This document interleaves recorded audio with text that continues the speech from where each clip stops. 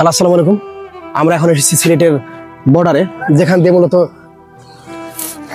সিলেট, যেটা হচ্ছে সিলেট বর্ডার, এটা হচ্ছে বর্ডার।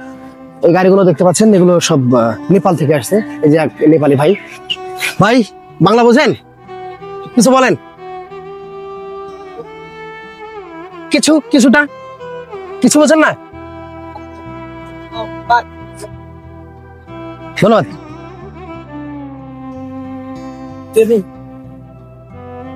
ভাই অনেক আন্তরিক।